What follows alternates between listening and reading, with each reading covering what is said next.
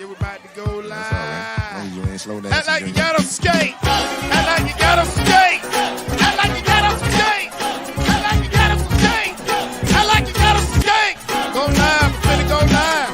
Go live, I'm finna go live. Go live, I'm finna go live. Go live, I'm finna go live. Go live, I'm finna go live. Go live, I'm finna go live. What's up? What's up? What's up, Kane Nation? We in the building, man. We got a lot going on. Coach Hayes is back. Marcus in the building. He said, I said, hey, yo, I want to battle. And so for you, Marcus, I'm about to open up these phone lines real quick, but this for you, my man. The Chi-Town dude right here. Hold on, where is that? Here we go. I want to battle. I want to battle. I said, hey, yo. All right, man. When I open up these phone lines, I know you're going to be one of the first ones to call in. Let me know everything looks good. Come on, man. Come on. Ellen already in the building. She already know what time it is, man. Coach had some fun, man. We was out on vacation over in Aruba, man. So we had a good time out there, me and my man V12. So if you missed the show, go check it out, man. Go hit that Rewatch Squad. In the words of the host one, hashtag Rewatch Squad. Go check it out. Been a lot going on. This is a pretty slow time in college football right now, but Alonzo Highsmith has joined the Miami Hurricanes, much anticipated. Everybody was wondering. He was a big name out there. When this whole thing started with Mario Cristobal, they're going to team up, and then everything just went quiet for a second when it came to Alonzo Highsmith. So somebody said, where's the video from the thumbnail? Yeah, if I could play it, if they wouldn't copyright me, I definitely would play it. I might play it anyway and get copyrighted. I'm at the point in this game right now, man, forget it, man. Copyright me because, YouTube be copyrighting us anyway. But I wish I could play it, man. But I might do that anyway for you, Kareem. If we get 100 likes in here, and then by 7 o'clock, we get 100 likes, that's 17 minutes. I'll play the video. I'll go ahead and play the video, man. Forget it. Go ahead and demonetize my video. We'll make it happen for the people. But anyway, currently got 48 in the building. Appreciate it. Before we go ahead and get started, I'd like to give a shout out to our sponsor for the day, Mr. Alex Tabio. You can see him right here. The ad is right here. Mr. Alex Tabio from Certified Home Loan sponsors our show, does an excellent job. I know the housing market seems to be a little bit crazy right now, but trust me, get out there, holler at him. He can work some deals for you. You got to have some things too. You got to bring some things to the table too besides I want a new house. All right. So anything dealing with refinancing, first time home buyers, VA loans for my veterans out there. Like I say, first home time buyer programs, and especially for my entrepreneurs out there, people who deal with a lot of cash. I talk about this all the time. If you are, let's say, a barber, lawn care, whatever you do, if you deal with cash, legal cash, give him a call. He has very aggressive programs to help you out in the entire state of Florida. All right, not just in South Florida, rather, but the entire state of Florida. He can get you hooked up. Give him a phone call. It's free. All right, his number is 305-205-1697, as well as his information and stuff is in the description below, so you go ahead and check him out. Like I said, y'all hit them likes, man, so we can go ahead and get this thing rolling. We already got 50, so we should at least have 50 likes. We should be halfway there already. Trucker says, yo, coach, I got to catch the replay. Alonzo means mattresses in the coach's office. Yeah, I guess so. Somebody going to be working. But anyway, like I said, we already got some people rolling. But back to Alonzo Highsmith. I had an opportunity to do an interview with him a while back. So it was him, Melvin Bratton, Lamar Thomas, and I believe V12 was on that show, if I'm not mistaken. And we had an opportunity to talk a little bit, and this was the early stages. So it's so interesting to see. And I know people talked about the NFL kind of quieting down and so forth. And once that happened, he would make his move. Well, I have to say, Coach Mario Cristobal is working some magic off the field, all right? When it comes to the front office, when it comes to the recruiting things. I mean, think about the people he's hired in the past couple of months, from Jason Taylor, gold jacket wearing Jason Taylor. Ed Reed seems to have a bigger role. A gold jacket wearing Ed Reed has a bigger role here at the Canes. Roland Smith, right? I think he won 9 state championships overall, maybe 8 or 9 somewhere in there. He got so many. I think he about to run out of fingers. From Miami Central is now on there dealing with that. You got Josh Gaddis, who won the award for the best assistant coach. I forget the name of it. Brodus Award, I believe it's called. He won that coming out of Michigan. You go and get a veteran defensive coordinator in Kevin Steele. That's huge right there, right? Who has NFL experience, multiple years of college experience, has worked and coached the best. He kept Stephen Fields on from the previous staff. You got big Coach Joe from Oregon who's come over. You got big time Charlie Strong. I mean, like I told you, man, and big shout out to Warren if he's listening. I'm going to open up the phone lines here in a little bit because we're just going to talk a little bit. But Big Warren still had one of the best lines ever. And he told me I could make a shirt out of this. And while I was on my vacation, I was actually thinking about it, making a shirt with this. The SEAL Team 6 of coaching. Bro, like I'm telling you, man, these dudes, they got a coaching staff out of this world on paper, right? Like literally and on the field, right? I'm talking about the things that they've done, the accomplishments they've made, and now they're all together. We're going to definitely see how it is. But anyway, let me pop through some of these comments before we get started.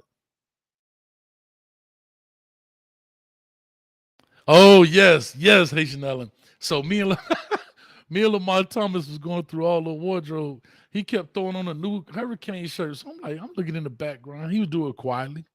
So I see him changing all these shirts. I'm like, man, let me go get me a shirt. So anyway, I may play a couple of clips of that video as well. All right. Says, good evening, Coach. Have a great long weekend. I appreciate that, man. Thank you so much for that. Yeah, Memorial Day is tomorrow. The Canes, I'm so caned out. The Heat play tonight at 8:30, so I'm not gonna be here long. Maybe get out of here by 7:45. That'll give me a chance to go watch this game and make it happen. Let me see if I can put these phone lines up and talk to the people, man. I love to talk to the people. Let me see if I can put this phone line up right here. And let's get this thing rocking and rolling, man. Let's see if we can go ahead and get the phone lines open, get people talking about it. Let's see what's going on, because this is a slow part of college football. This is the part that kind of sucks. You know what I mean? I'm gonna leave them nameless, but I did have a chance to see some coaches where I was, man, and that was pretty good, and some big time names. I don't want to put the names out there because they may have just slipped off for the way. I don't know. So I'm gonna leave them alone. But I had a chance to chop it up with some big time guys, man, over there as well, man. Had a great time with that whole experience. As you can see, I don't know if brothers get sunburned, but I'm a little sunburned out there. I had to put some stuff on, man. You know what I mean? So here we go. Let's see if I can open up this phone line and make this thing happen. I know my man Mark is going to be the first one to call in. And matter of fact, Haitian Ellen, when you going to call in? You've never called into the show being a producer. I need you to call in as well. All right, Orange and Green Blood in the building. What's good, Coach? Hey, what's good, family? What's up, everybody? Kendrick Jordan said the city of Miami has a new professional team, the Hurricanes. It's all about the youth. Yeah, we're going to find out, man. The NIL deal is tough. And one of the guys I had a chance to talk to, he was telling me about the NIL and the transfer portal and how complicated it is now making college football. The formulas have changed, man, when it comes to recruiting. It's not just about winning anymore. Excuse me. It's not just about having the big name coaches on your staff anymore. So NIL deals is name, image, and likeness, where players can get paid for their name, image, and likeness through outside companies, for those that don't know. And the transfer portal has really changed up how these coaches approach recruiting. And that's huge right there. That's big. Let's see if I can throw this number up here on the screen. Here we go. Let's see here. All right, there we go. 321-328-8235. Give us a call. Let's chop it up. What's your thoughts about Alonzo Highsmith? And in the meantime, I'll give you my thoughts. I think he's going to come. He ain't playing around, boy. Y'all ain't playing around. I already know who this is, man. This is my Chi-Town dude. Give me 1 second, though, Shy. I got you, bro. All right, cool. So my thoughts on Alonzo Highsmith, as has been said, and I know he's done a couple of interviews. He's talking about how he's going to come in, learn what the coaches really want in the recruiting, and his job is to kind kind of vet these players in fitting into the culture, the style, the coaching staff. So you're going to maximize. You're not just getting a guy that can play extremely well, but he's not a culture fit. He can play extremely well, but he's not a team guy.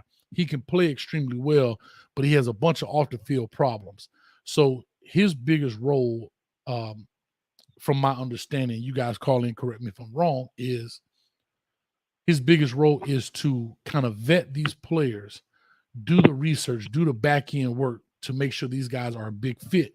Therefore, it would kind of eliminate the transfer portal, right? These guys will know, hey, look, I may not start right away. I come in and build up my resume. And I know that he wants to talk about this. That's why I love Shot-Town Kane call first, because I know he talks about this a lot. But so that's his huge role. Shot-Town, talk to me, man. What's up with you, man? How you feeling, man, on this Memorial weekend? I'm doing good and got work tonight, so not excited for that, but got to do what you got to do. But I see you. How was how was your little vacation, man? It was good, man. Had a good time. Like I say, Coach always trying to work, man. Even if I'm gone, I'm here. So even I took some time out, and we made it happen, man. Yeah, I see that son treated you well, man. Well, I'm looking like a burnt walnut out this thing, man. I was looking at myself on the screen. Hey, Coach ain't red no more. Coach Spanish walnut. I'm loving it. Yeah. Hey, before I go off of what you just said, I got a shirt idea for you. You ready? I'm listening. I'm ready for it. Talk to me. All right. I need you to say category 3 with Mario, Radakovich, and Alonzo. And then you put Chase in category 6 and just put the whole bunch of national championship rings at the bottom. And then put a big old question mark down there, Chase number 6. You feel me? Ooh. Okay. Category 3 with Zoe, Cristobal, and Radakovich. I'm writing this down. See, I ain't playing. I'm writing this down. I got All you, right, Radakovich.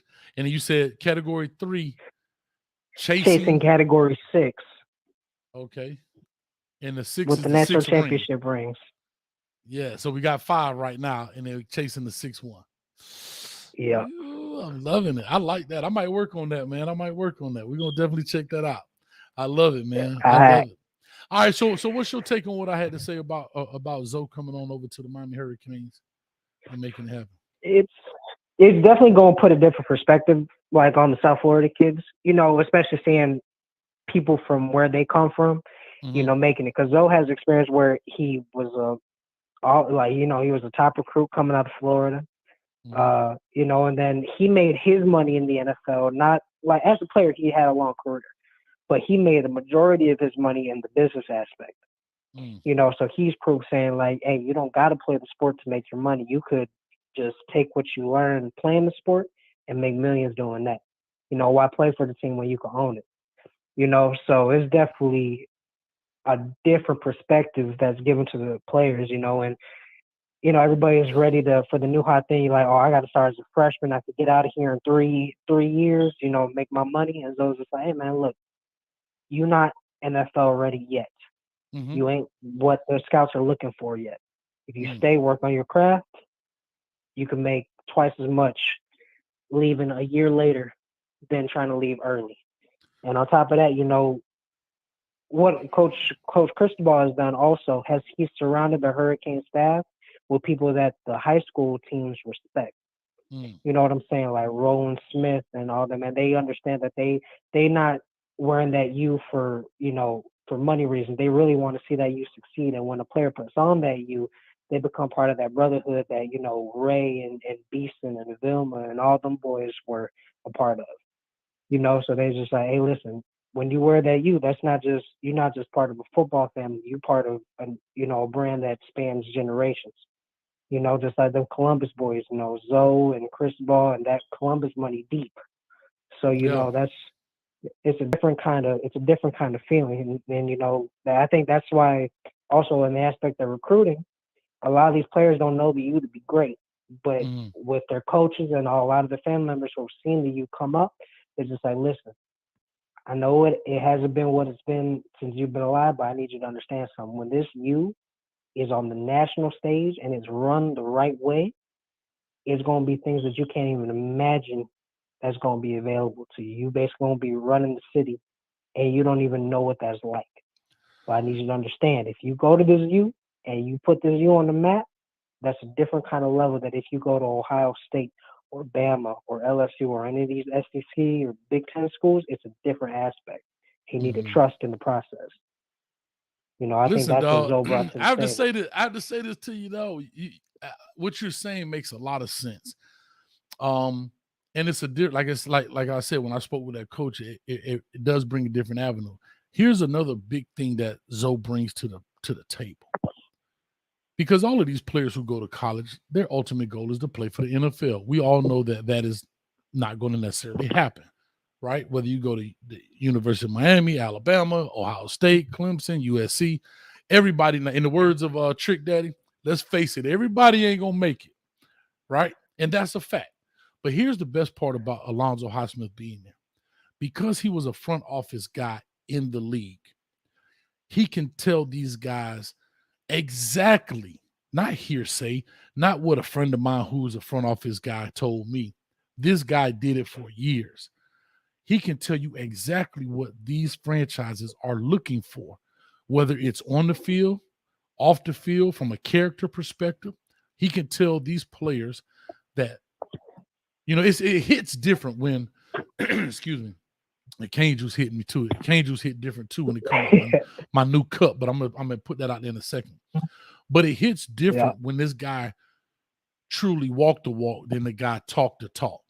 And so I say that to say, when he's saying, when Alonzo Highsmith tells you, check your social media, make sure you don't have all that foolishness on there because we check it. He can give them true evidence of why a guy lost 3, 4, 500,000, or maybe 1 or 2 or 3 different million because of the social media post. Definitely. Being a first round pick to drop into a third round pick, because these franchises know that these players are an investment. And if you're going to be a guy, and if one of these NFL players gets arrested, it's going to automatically hit the wire, and therefore it takes a hit on the franchise. Right now they got to go, get their scandal on and get their Olivia Pope on and try and hurry up and fix this deal before it gets out of control. So that makes a lot of sense, man. What you're saying. And I got one more thing too. Finish off your thought. I'm gonna piggyback off what you just said, Coach. All right, and again, like you said, it's not only Alonzo Highsmith. Now you got Jason Taylor in there, right? Of course, you have Ed Reed. Then you have other coaches who've been in there who are speaking to these players from a coach's perspective, right? Because the front office perspective looks totally different than a coach's perspective.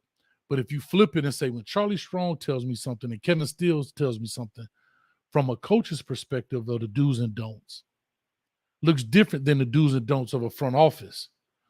And then you have the player perspective and Jason Taylor saying the do's and don'ts. So Mario Cristobal, from his hiring practices, has covered every basis for a player's success at the next level when it comes to an educational standpoint, in my eyes. Now, go ahead, brother. Oh, yeah, for sure.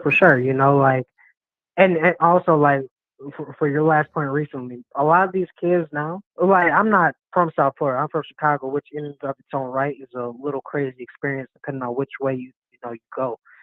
But a lot of these players are like, I don't got to go across the country to get the experience. I'll be taught on the field by people who understand and study it and will teach me how to be a better player. You got the players, you got Ed Reed, and all the former Canes are starting to come back, So it's not just the people who are on the staff, but you could just randomly go to practice. Ray Lewis and Warren Sapp just happen to be there for the day, and you could, pick their brain for like, hey, what's the experience and all this kind of stuff. And then you got the players like, hey, you got to eat right. You got to train a certain way. You got to make this a lifestyle. And you got the front office aspect. It's teaching you like, hey, this is what we're looking for. Don't do that. But another thing that I don't think is being talked about, they're talking about, the staff and all that kind of stuff. But another thing that's not being talked about is with Mario trying to upgrade the facilities, it's a different way of it's a different lifestyle. Because if Oregon upgrades its facilities, okay, if you leave Eugene, there ain't nothing out there but trees, bears. You go camping. Or Alabama, Alabama, when they upgrade their living, you in the South, you could go to a whole bunch of different colleges or whatever. Like, there's a lot of barbecue out there, but it's not really a lot. Birmingham, it's historic, but it's a little different. Miami has its own culture, some good and some bad. So if you upgrade the facilities and make it a different type of lifestyle for the players, a lot of those players can go 20 minutes, 30 minutes and go back to their own neighborhoods and get in trouble. But if you upgrade that facility and you make it a better place for them to train, and eat, and make it a certain college lifestyle, a lot of the players might be like, hey, let's go to Carroll City, let's go to, Northwestern and just chill out with, with some girls that I met a couple of days ago. And the players are like, no, I got, this facility actually lit. Hey, let's go shoot some hoops. Let's study some film. They make it a different type of style, and they understand that this is an investment in themselves. Like I could go out tonight and ruin my whole life just by making a left turn down the wrong street, or I could stay in this facility tonight and insure myself $100 million check if I just keep my head on straight. Come on, talk to him. Or listen, and then on top of that, they're be like, hey, Zoe was talking to me saying, hey, the Packers are looking for a corner my size, and I come out next year. If I ball out, I can make some money. Let me hit the gym a little bit. Let me make sure I'm training harder. Or Ray could come in and talk to the team and be like, hey man, listen, I was in that situation where I went to the club on 1999, 2000, where my life changed forever. It could have changed for the worse. Yeah. It could have changed for the worse, but he got a second chance. He made most of it. When you're, we've all been there when we 18, 19 years old, and we think we're invincible, man. We got our whole life planned out.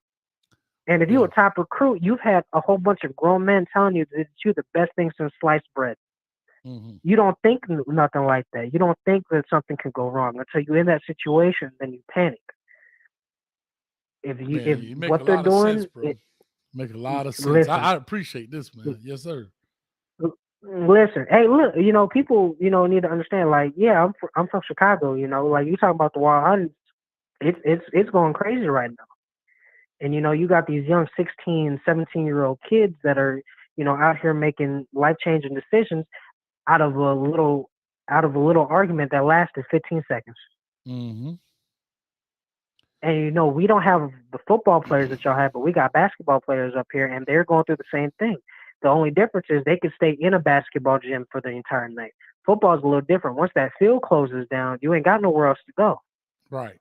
No, that makes sense. And it's such a team sport. And with basketball, you can always use the rim to get better, right?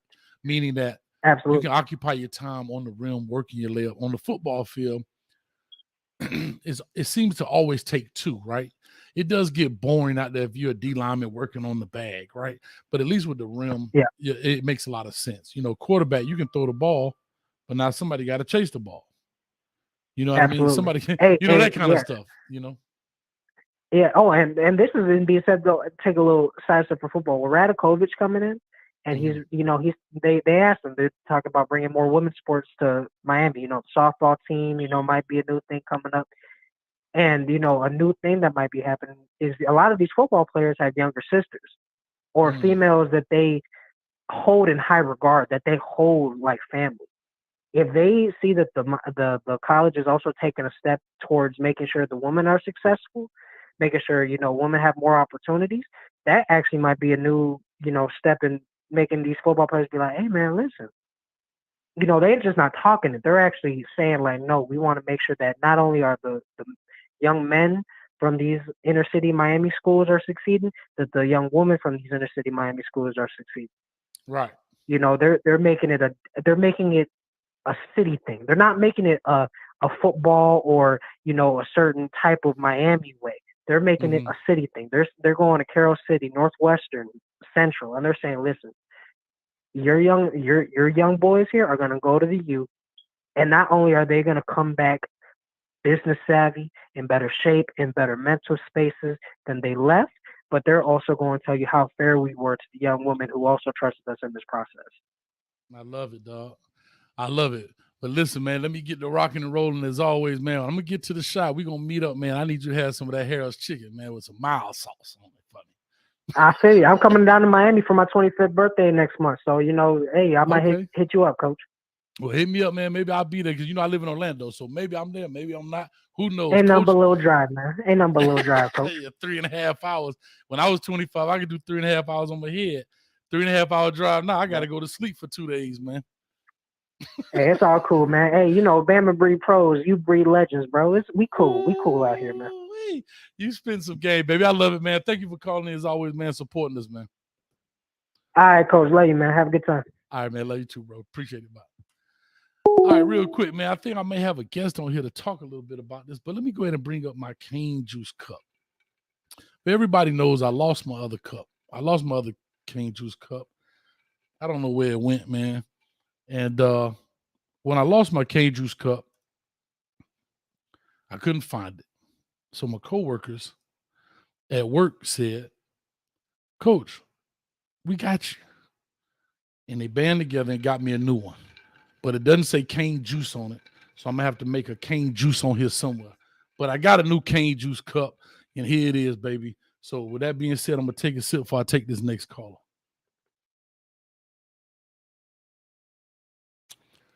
Woo. It's a great day to be a hurricane, baby. That's what I'm talking about. All right, caller, talk to us. Give us your name. Where you calling from?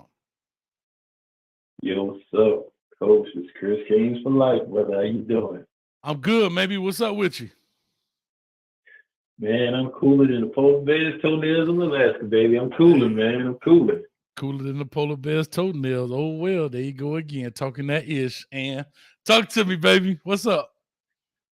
Oh, man. Oh, well, I tried to catch a little bit of the show because I did get off late.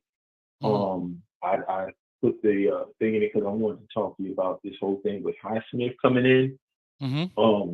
It is a home run. Matter of fact, a grand slam, bottom of the ninth, 2 outs, full count, 3-2.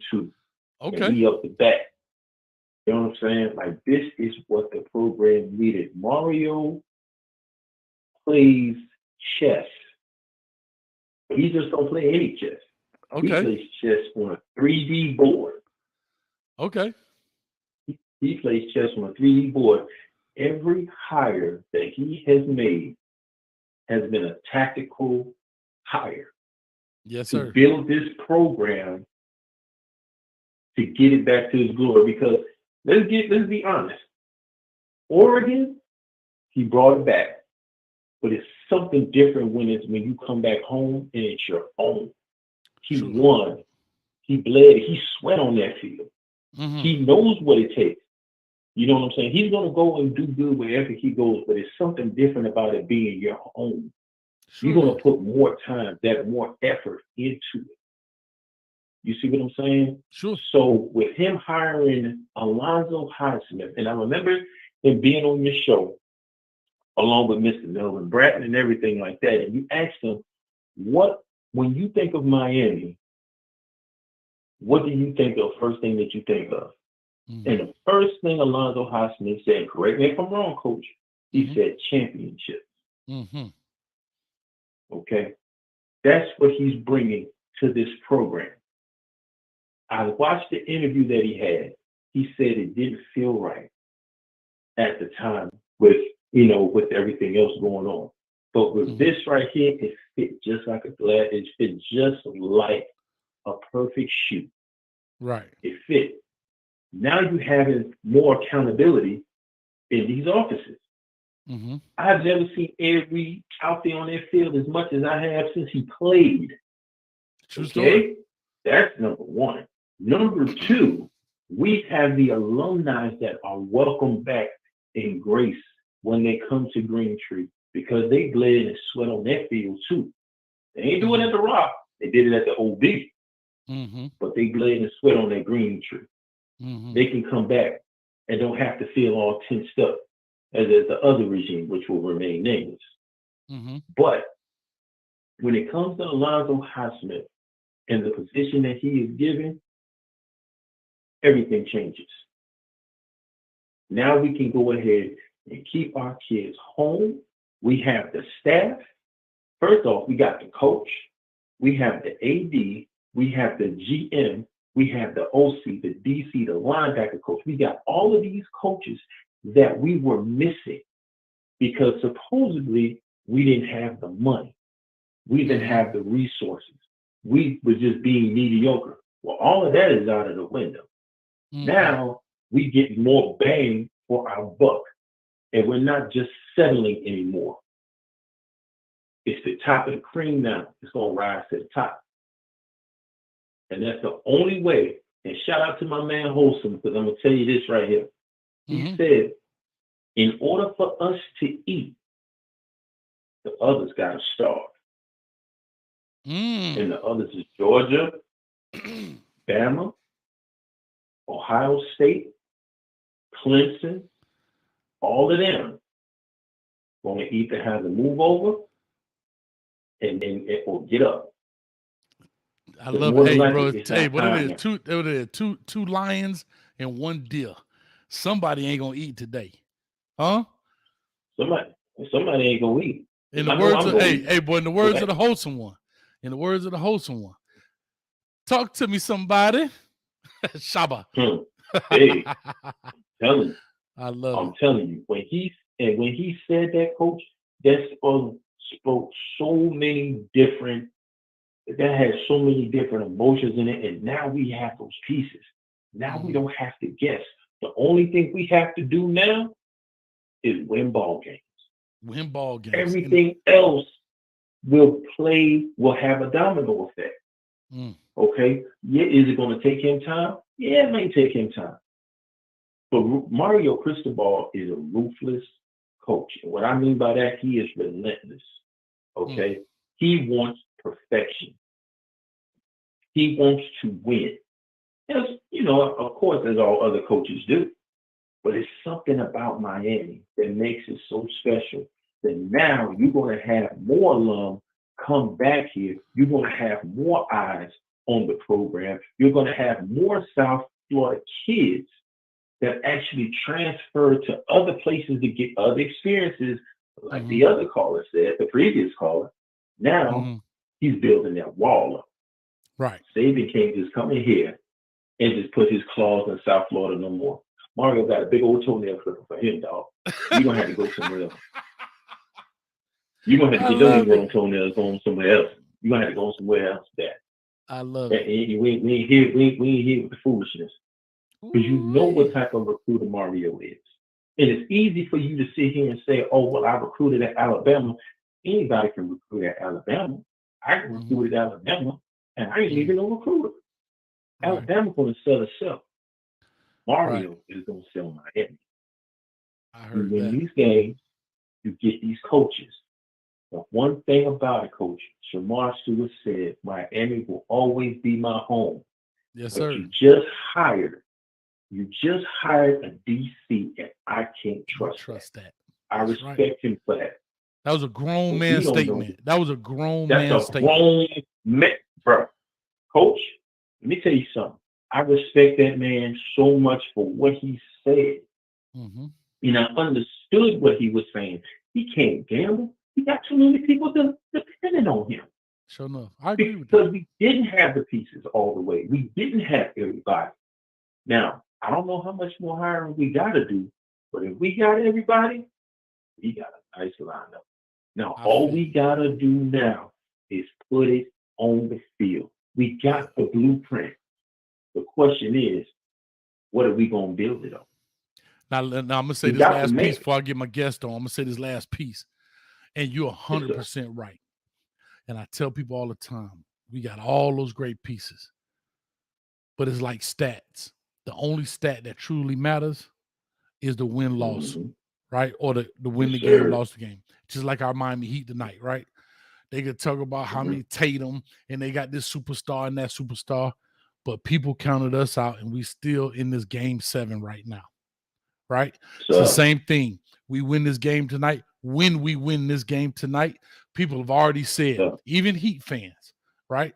I was just on vacation. Now, everybody that I was on vacation with ain't from the crib. So I understand their statements.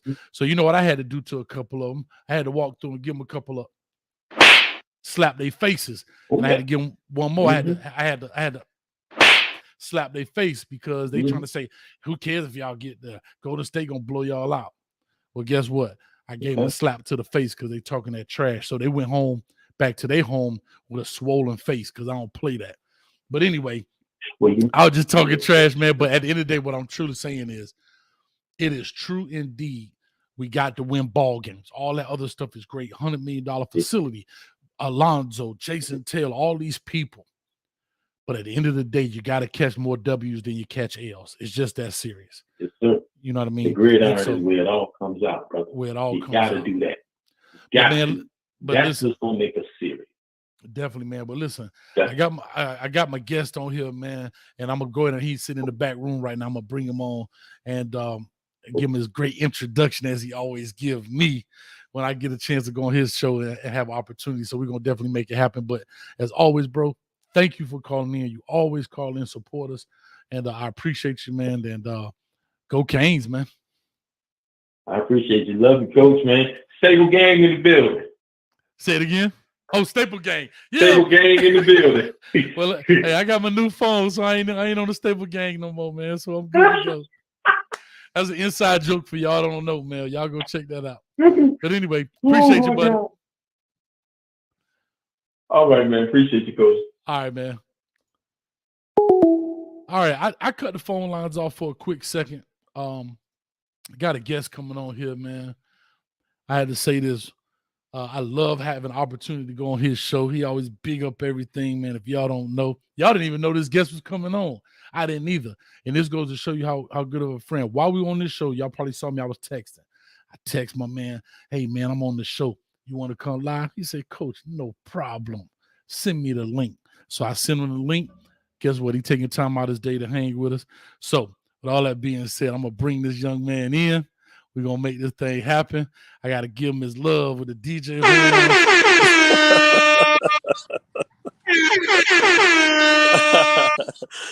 This guy right here is D from You Talk, baby. Him What's going and on, Larry, brother? they be breaking it down. They don't, hold on, I got to hit him with the applause.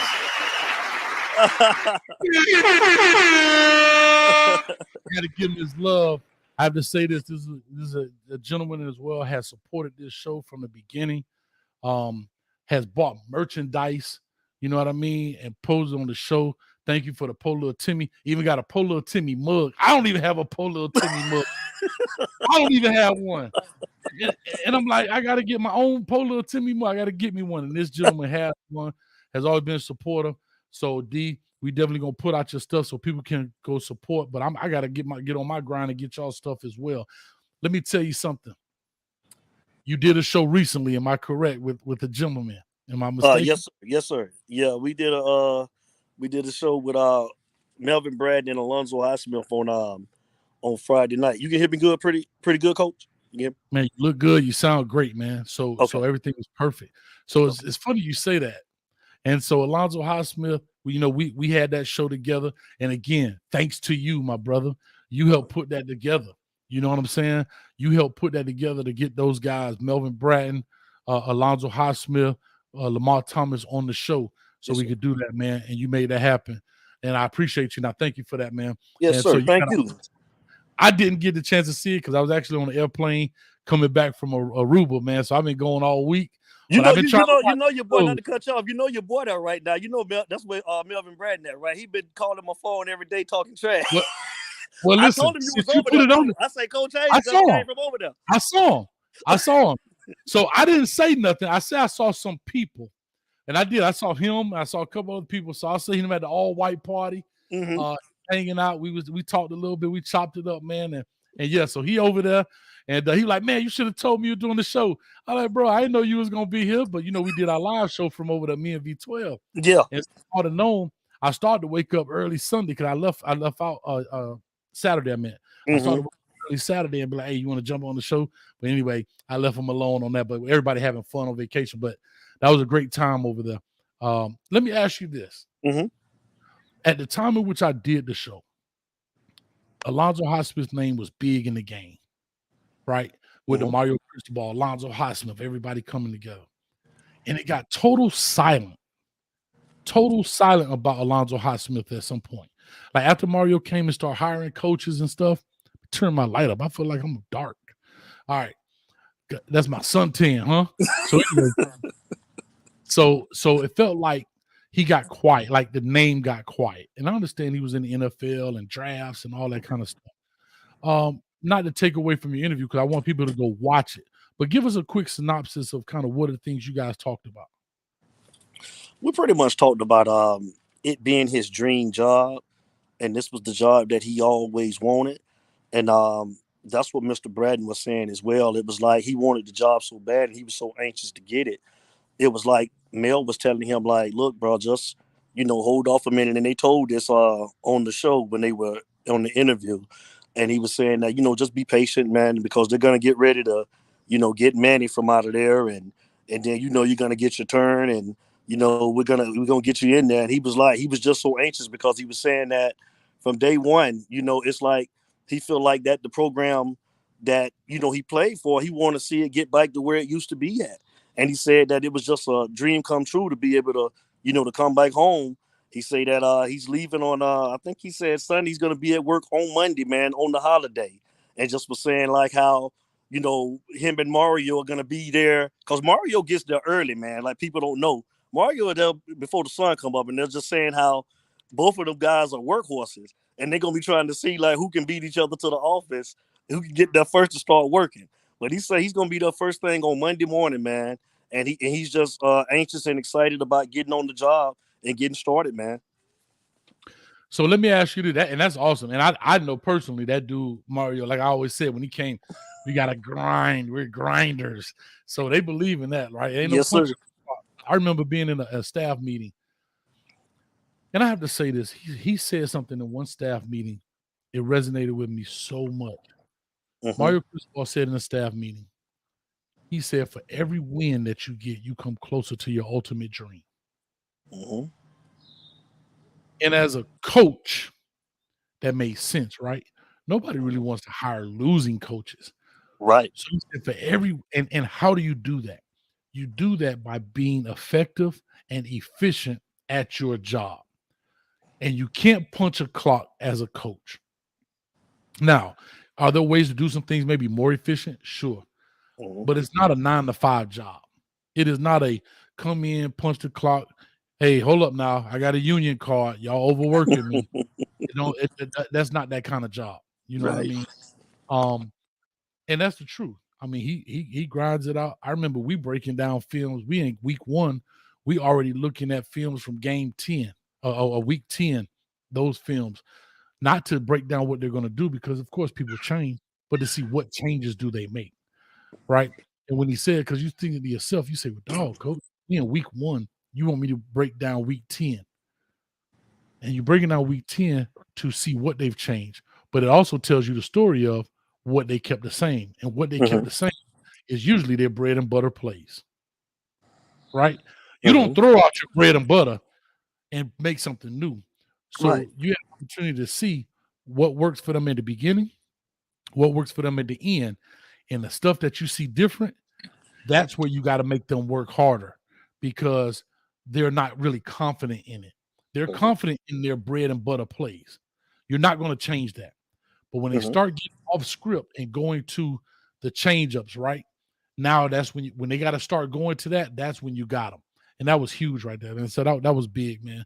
Currently got 150 in the chat, man. Hit the like button. Hit the subscribe button. Look at that. 5 people left out. What? My breath stink? How 5 people, as soon as I said 150, it dropped to 145. Maybe 5 people got a phone call. But anyway, let me ask you a question. Now, in that interview, so with Alonzo Highsmith, what is his role now? Because we all get titles, but what is your role? Did he ever Yeah, he said that he's going to be over the football operations. I guess that's everything dealing with the football team. I know we specifically talked about recruiting and the type of players that he was going to be looking for that fit the culture. And they were saying they wanted to get out of this, this 5-star and, they want to, truly evaluate talent. And that's what was one of the key things that I felt like was like, just like, that's what I'm talking about. Because, Coach, like I know, man, me and you talk all the time, and we talk off air, and that's overblown with, just the stars. I think that sometimes, we put these kids on a pedestal, and when they get to school, they don't perform as we think that they should, because I just think that sometimes it's a lot of hype. And he was saying that they're going to be evaluating talent and taking a real good look and making sure that the guys fit the culture that they're trying to bring down to the program. Yeah, and I look at, and I know I've been very critical about the star system, right? And I know Streeter did an interview with Andrew Ivins, and I know Andrew Ivins was speaking for 247, so this is not directed directly to him. He was the spokesperson. That's why I always tell you, don't be the messenger. But anyhow, so with Andrew Ivins, he said that the 5-star ranking represents the 32 first-round draft picks. That's what the 5-star. So there's only 32 5-stars in a class, and those 32 5-stars represent the 32 first-round draft picks. Okay. I understand that you cannot evaluate every high school player in the country. I get it. It's 1 million high school football players. Where my problem comes, and I have to say this, it's beautiful marketing. Beautiful marketing. But where my issue lies is that what is the criteria for this? And I'm going to tell you, I'm going to bring up one particular player. You have guys that are 5-stars. They say, oh, everything goes into this. The lineage. Did his dad play in the NFL? His mom was a WNBA player? Did he have an uncle that played? All of these things calculate into the star ranking. I just did a video on a young man named Troy Bowles. Do you know who that is, D? No, I don't know. I'm not familiar with him. That is Todd Bowles' son, the head coach of the Tampa Bay Buccaneers. Okay. He's a 4-star. When I look at his film, he says 5-star all over it. The eye test shows you that, right? The eye test and me watching the film as a coach. Okay. People he plays at Tampa Jesuit. Cool. Private school in Florida. We know our public schools are more dominant, seem to be, except maybe your St. Thomas here in the American Heritage. But I look at now strength of schedule. They played Miami Northwestern and beat them. He putting in work. There you go. They playing all these different schools, putting in work. If you look at lineage, his daddy is the head coach of the Tampa Bay Buccaneers, was the head coach of New York Jets. If that don't increase your football IQ, and you can see it on film, you can tell his daddy's a coach. Even if I didn't know his dad was a coach, you can tell he's either getting some A1 coaching from his high school coach or his daddy was like the head coach. Usually those guys stand out. So that's huge right there. But because he's 6'1" or 6'2", 215, he doesn't get that extra star. And this is where I think Miami, the reason I'm bringing this up, this is where Miami can really maximize the recruiting. Where you may not even, I'm not saying you don't get him, I'm just talking. You can get a whole class of 4-stars, be the 15th ranked doggone a class in the nation, kill everybody else, because now you have people that know how to evaluate talent. Here's why I'm bringing all this up, D. I've seen it firsthand. I've been part of it when the guys come to recruit our players. Typically, the 5-star guys who do the evaluation in these recruiting platforms, Rivals, 247, Max Prep, whatever. I don't know their background. They may be coaches. I don't know. But are they hyping?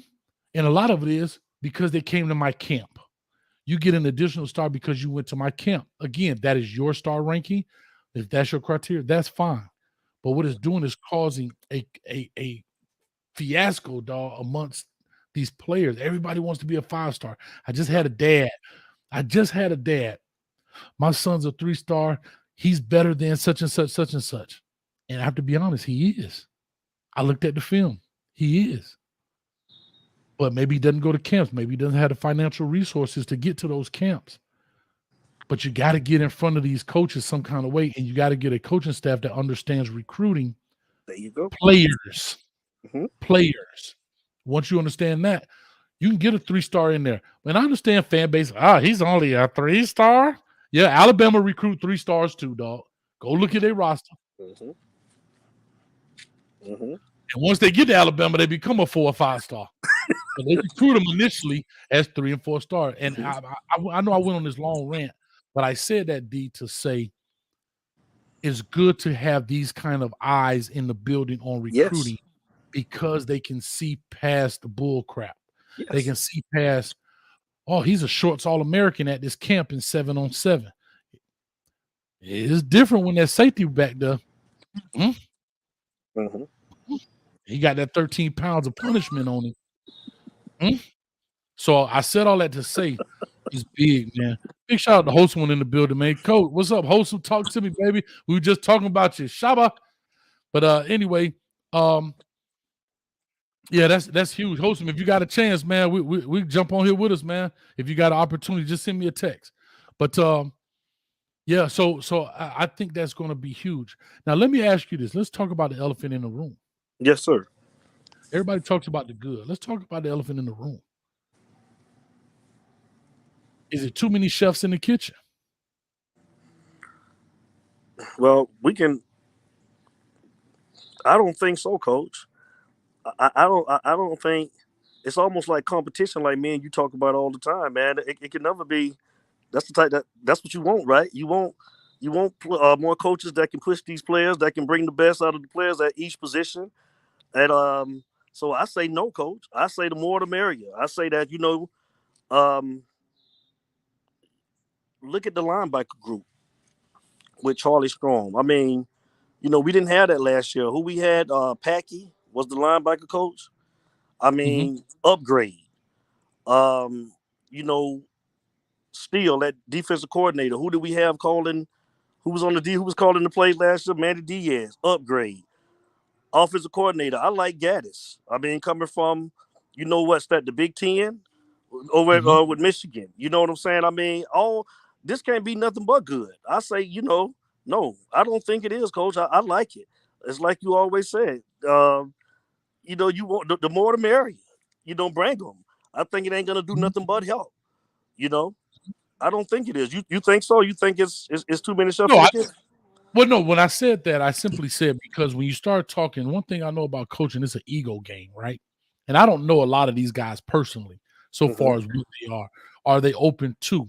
Is a Kevin Steele open to a Charlie Strong with an opinion, right? Because I've been in the game just as long, if not longer. Is Charlie Strong open to changing maybe how the linebacker should play because Kevin Steele wants them to use a particular technique? I'm just throwing stuff out there because these things do happen. I'm not saying they are happening. I'm not saying they will happen.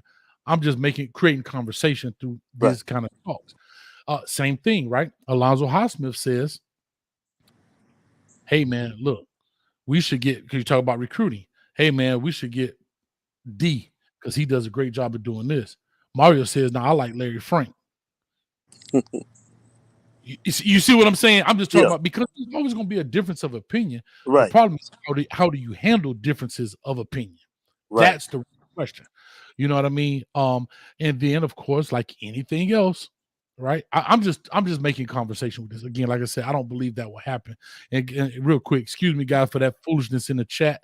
Whatever those robots are, man. So y'all ignore that, man. But if that's your taste, go ahead and click the button. But anyway, but anyhow, so those type of things are going to occur because, again, you have to remember this is new for everybody. I think the only people that worked together was Coach Joe, Coach Mirabal, Coach Cristobal. Everybody else is pretty much new together. So, I kind of look at it like, we old school. When you looked at Voltron, right? One was an arm, One was the other arm, one was the leg, one was here, and one was the body, one was the head. They all served a purpose. But when they overlap, you may have some of that. So I just simply said it to ask a question. I think Right. that's a possibility, that when I say too many chefs in the kitchen, not individually, but as a collective. Yeah, I just think it'll be, I think it'll be okay. I think that I would hope that there's no egos in the room, and all of these guys, I think that they got a common goal, and that's wanting to see the program back to where it used to be. And I hope that it can work. I'm tired of being down. I know me and you talk about this all the time, man. I hope that this is the year, and I think that they got the right people in place at every position. You know, it is like for it to get back to where it is, man. Alonzo Highsmith, they seem like they're anxious at getting to work, and we just got to see, like you say, how it play out on the field, man, when they get in the camp, man, over the summer, man. Yeah, no, definitely will, man. Real quick, Red Fescue, I guess he says Red Fescue. He says, I'm out here in USC land, 5 stars everywhere, and they have sucked for years. Wow. Again, that's I have to give my hat off to whoever started it, whether it was 247 Rivals, whoever started the star system. I mean, they're brilliant in marketing, brilliant marketing. But it's an unfair assessment in my eyes to look at a 16, 17-year-old young man and say he's going to be a first-round draft pick by the time he's 22, 5 years from now. Right. 22 years old. Oh, I'm saying that the 17-year-old D is going to be a first-round draft pick 5 years from now. Mm-hmm. And some of these guys are 5 stars in 10th or 11th grade. Mm-hmm. You're talking about 6 or 7 years from now. We're getting close to a decade early on a projection. Mm-hmm. Wow. That's tough. That's tough. Let me ask you a question, Coach. What's your thoughts on the NIL situation? Is that something that you feel like that college football need to get a grip of, or do you like the way it's set up right now? I'm gonna read this comment, then I'll definitely answer. Too many chefs that might have different taste. Keep that in mind, and that's kind of what I was saying, D. I was talking to the comment, D. Mm-hmm. Name of D. Yeah, I mean that's what I was saying, that I think they're going to have to learn how to work together. I'm not saying they can't, but when you're 63 years old, like Kevin Steele and Charlie Strong at 63, being a former head coach in Charlie Strong. And I'm not saying he doesn't know how to do that. He did it definitely when he was in Jacksonville, right? You're the leader at Louisville. You're the follower in essence at Jacksonville, right? Meaning, you're the leader at Texas. What I say, I got the end all be all. Now I have to know how to follow. So that's going to be interesting to find out. Can the leaders know how to follow? And that's going to be interesting to find out. But the NIL deal, I spoke about this before. I believe truly that all players should get whatever they deserve. Right. Whatever they can earn, they can get. I only have one caveat. That it should go into I don't want to call it a trust. We can call it a money market, whatever it is. However the financial people want to term this. And that these players get their money based upon graduation. That's all I ask. The reason I said I talked about this with Lance Leggett. Big shout out to taste1boilpeanuts.com. Go check them out if you haven't gotten any. Awesome. But we had a conversation because I had to talk to him about as being a player. If he would have had NIL then, as you know, he talked about after he finished, he played 2 years in the NFL, went on to start a little trucking company, and then got into the boiled peanuts. So to kind of go back, D, what I was saying was, and he's a graduate of UM. So imagine if he earned $300,000. He graduates, he gets his money. Instead of him driving a truck for 4 years to earn enough, and I believe you're in that field too. Imagine him driving a truck for 4 years so he can get his second truck. He got $300,000 to put 2 trucks on there, maybe after 6 months of figuring it out. All right, I like this, I don't like this. 6 months, I'm going to go all in. I have seed money to get things moving. See, because if you give $300,000, $400,000 to, again, an 18-year-old, bro, they're going to blow it. BMF, blow that money fast. Mm-hmm. They're going to buy the latest Ferragamo this, this and that because they're young. They're supposed to. And I'm not saying a 22-year-old won't do that, but at least there's a little bit more maturity that sets in. And everybody knows if you go to the league,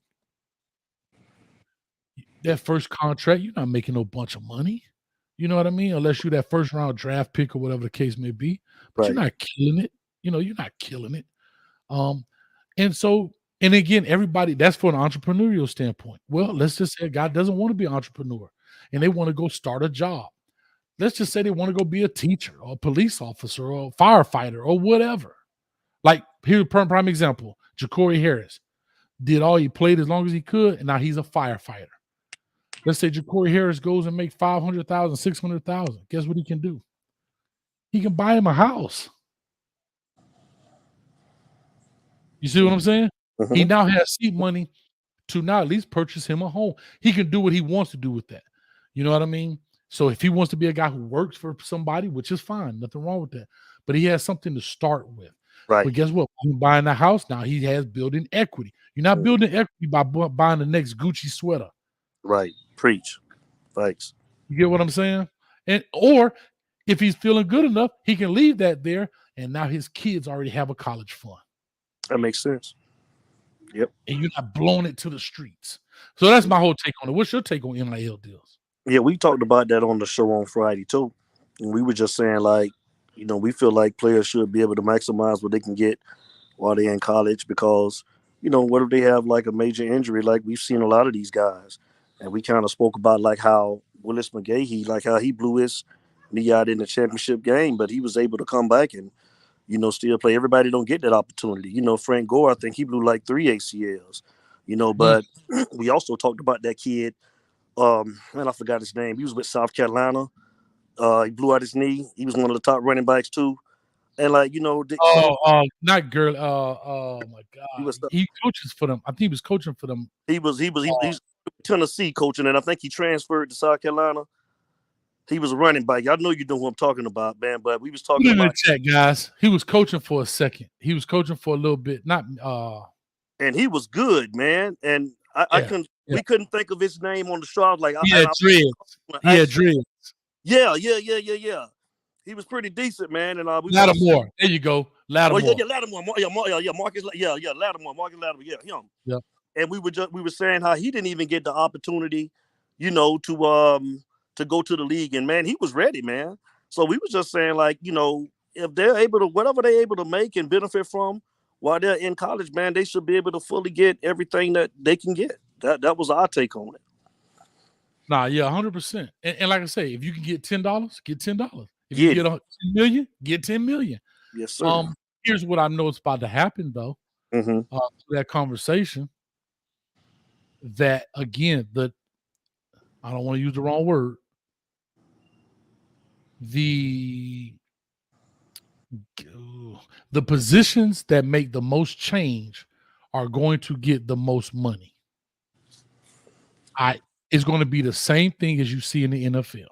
Mm-hmm. Quarterback, defensive ends, cornerbacks are the ones who's going to get the biggest NIL deal because they changed the game. Mm-hmm. Mm-hmm. I hate to say this, receivers come a dime a dozen. Cornerbacks don't. Right. Running backs come a dime a dozen. Mm-hmm. Offensive tackles don't. Defensive ends linebackers come a dime a dozen. Defensive ends, great pass rushers don't. And so those guys are going to start getting the bigger deals. The guys who can change the game and the face of the program. Who's typically the face of the program? The quarterback. I can guarantee you right now, you can ask anybody on this chat right now. It could be their wife, their mama, their sister, or just a casual fan. Mm-hmm. If Nestor Severo walked past you, if Jonathan Ford, who got drafted, the only Kane got drafted, walked past you know what they would say? It's a big old dude. He might play football, but they wouldn't know who he was. Wouldn't know who he is. They wouldn't even know who he is. Nope. But everybody could tell you who De'Aaron King is. Everybody can tell you who Tyler Van Dyke is. Mm-hmm. The majority of people in this chat couldn't even tell you what Charleston Rambo looked like. Right? Right. That's just being honest. Because if Right. Charleston Rambo walked past you at 6 foot or whatever you're, 6 foot 175, you're like a regular dude. Right. Right. Like now, when Shaq walked past you, you know he ain't a regular dude. So I say all that because when you look at programs, you look at tickets, you look at even when they go to the commercials, they're going to always show the quarter. They're not showing the 3 technique. Right. Aaron Donaldson can walk past probably 90% of the people in America. Mm-hmm. That's true. But guess who I just saw on the ad? Guess who I just saw on the AT&T ad? Y'all put it in the chat. I'll give you 5 seconds. I know we're on a 10-second delay. Guess who I saw on the AT&T ad literally 10 minutes before we got on this show? 5, 4, 3, 2. Come on, chat. Talk to me. Come on. Here you go. I'm waiting. Matt Stafford. There you go. And they didn't even have to say his name. He's a quarterback. This is what I'm saying. Matthew Stafford. Mm-hmm. You see what I'm saying? Mm-hmm. Mm-hmm. Somebody said Brady. Nope. But you definitely know when Brady on Right. one. Right. Because quarterbacks are the face of the program. Yeah. Mm-hmm. And so those guys are going to get the most money. Yep. They can sell spaghetti noodles to cars. Yep. Just that simple. All right. So yeah, man. No, that's great, man. What else did they have to say in there? And again, I want people to go see it. Matter of fact, let people. No, I'm saying, but let people know what time you guys come on, you and Larry Frank and all that, and where they can find you and all that as well. Right now, we're going every 2 weeks on Friday nights at 8 p.m. and it's UTalk. You can find us at utalksportshow.com. Also, you can find us on Spotify, Google Podcasts, and yeah, man, definitely, man. You guys get a chance, come over and check the show out. Chime in, call. You know, we actually bring guests on, just like Coach Hayes. I learned a lot of my stuff from this gentleman, man. I've been watching him for a long time, man. This is my guy. And I want to say I appreciate you for coming on my show and supporting us like you always do, Coach. And I also want to let your callers know if you're in the city of Atlanta, man, on November the 11th for the Miami versus Georgia Tech game. We got the Utah Hurricane Bash that having a party up here. The tickets will be sold on Eventbrite, or you can go to utalksportshow.com and get your tickets on utalksportshow.com. So, Coach, already know if you in the city, man. You know you got the VIP, man. We gonna lay it out for you. You already know. Coach might have to get to the ATL. Maybe we got special during the game. We got special guests will be there, man. We're gonna do a live podcast, man. So if you in the city, you're gonna be right up on the stage with us. You already know, but you get the VIP. We're gonna lay it out for you, Coach. You already know. You good. I appreciate that, man. Well, dog, just let me know. I know I think Flo and them was talking about going up there. I have to see, man. I don't even know what I'm doing next week, man, but we'll definitely figure it out. And you know, if I'm there, I'm in there. Definitely, man. I'll definitely be there. And I know when we were in Atlanta for the Alabama game, we missed each other. Yeah, man, we did, man. I hope you can come up, man. Like I say, man, it's gonna be a lot of fun, man. We all gonna go to the game. We tailgate on that Saturday, man, but that Friday night, man, we're gonna have a big bash, man. I want you to be here, Coach. So if you can, please make it, man. Definitely. Well, I'm listen. November 11th, a ways away for me, but like I say, I mean, I'm 6 hours in the car. I might be about an hour and a half on a plane, so we'll see. I'll definitely try to make it happen. And the event is that Friday night prior to the game. Yes, sir. Yes, sir. Mm-hmm. I love it. And it'll be from 6 to 2 a.m. The live broadcast starts at from 6 to 8. We have the DJ. It'll be food, drinks. Like I say, I'll be giving out merch, man. You know, a bunch of special surprises, man. We'll be doing for everybody that's in the building. So definitely, man. If you in the city, if you're able to, come out and party with us. So we'd like to have all of you guys there, definitely. Nah, that'd be great, man. That'd be great. If you don't mind, I don't know what your time slot's like. I know I just hit you up, so I appreciate you coming on. But I'll take some phone calls if you want. Oh yeah, definitely. Most definitely. Let's put these phone calls up here. Let's see what people got to say. Like I say, it's kind of slow right now when it comes to college football. Yeah. Coaches chilling. They getting a little break right now before they go all in.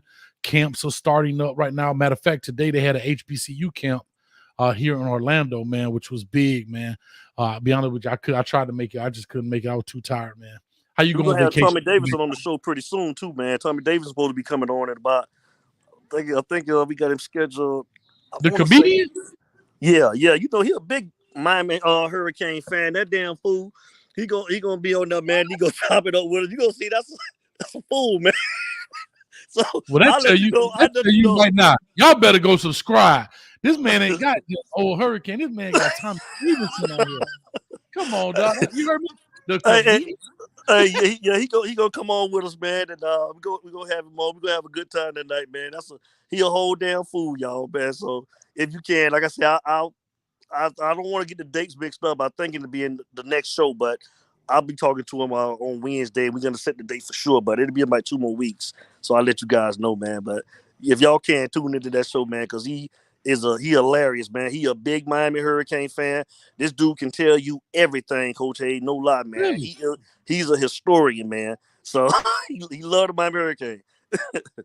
You know what? I wish these comedians would represent, or celebrities rather, would represent more when you see them out, so you would know, like when they wearing some Kane stuff or whatever, so people would know. You know what I mean? That would be huge. So people would know what they're all about. You know what I mean? Right. I would never guess that in my life, man. That's huge right there. Man, so guess what? That means y'all better go subscribe and hit the bell so it'll let you know when it come on, man. Okay. And then too, Coach, I forgot to tell your guests too, if you guys do come to the city, there's hotels and everything right by the venue where we're gonna be having the Utah Bash. The city is in Duluth. It's like about 25 minutes north of the city. When you come in, it's in Duluth, Georgia. Like I say, all of the stuff is posted on utahsportshow.com, but there are hotels and everything right around the venue. It's a nice venue. We'll have security, everything, man. But I want you guys to come out and enjoy yourself if you happen to be in the city. Definitely. Yeah, man. Hey, because them boys in Atlanta be breaking in cars, boy. Hey, that's why I'm not having it. It's a different, man. It's different downtown now, man. It's a lot of stuff that's going on in the city, and that's why I didn't want to do it there, man. And like I say, a lot of my, my friends there on the Gwinnett Police Department, that's where we're having it at. So, they're gonna be doing security and everything at the venue, man. But yeah, we'll be far away from the city. We'll be like 25 minutes north, like right off of 85. So y'all just come on. When you get off the exit, man, like I say, you don't want to drive back down if you're staying downtown. We got plenty of hotels that's right around the venue, man. Like nice hotels. So address and everything is on the website, utahsportshow.com. That's good, man, because that boy DC Young Fly, that boy, they got in his car. I saw a thing. He was on Instagram or something talking about it. They broke his window. Coach, Hey, they don't care. They don't care, Coach. You don't want to break no window on no rental car, boy, especially mess up your insurance. But anyway, real quick, last question. And the phone lines are open, guys. 321-328-8235. It says, is D You Talk on YouTube? Let them know exactly how to find them on YouTube. Yes, sir. You can just go to YouTube and type in the search. Just type in the letter U and Talk Sports Show. It'll come up. Yes, sir. All right, perfect, man. So yeah, guys, go check it out. And he definitely, man, they have a good time, man. They got a good show. Larry Frank is on there. Yes, Larry sir. Frank, my guy. That's my guy. Yeah, shout out to Larry Frank. He always telling me to tell you what's up. I told the coach, I say it's been a minute, so I'm gonna call him, man, when I get off the line. Hey, man, I was on Coach Show. Yeah, man, we've been chopping it up, man. So we have a good time, but we definitely want to invite you guys on. We're gonna get it going, and like I said, the summer comes around, it gets a little slow and everything else. We got a caller calling in right now with a 786 area code. Caller, talk to us. Give us your name, where you calling from. What's that, man? What's going on? Talk to me. Kane, bro. Oh, man. I just want to say I love what y'all doing. You know what I'm saying? And that Mario just gave them boys. See, they talking about Mario playing checkers, chess. He playing master chess. He just checkmate. 3 the hard way, dog. AP. That's a shirt, Magic Mario. City Kane. 3 the hard way. Yeah, that's 3 the hard way, dog. That's the way it is. We from the city. Ain't no playing no games, bruh. it's time to show these 5 stars or whoever these players are where home really is. Right. And they're gonna let them know. That's all I had to say. I'm gonna drop the mic on 3 the hard way.